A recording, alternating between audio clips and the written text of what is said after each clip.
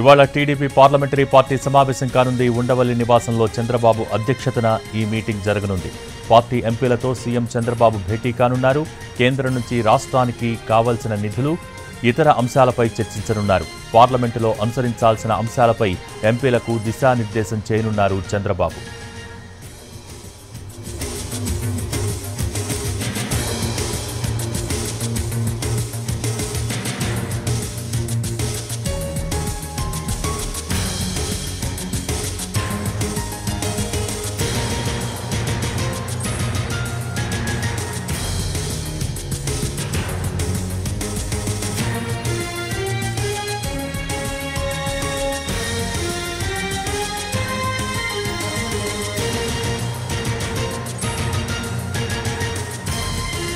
ఇప్పటికే 2 సార్లు చంద్రబాబు ఢిల్లీలో పర్యటించారు.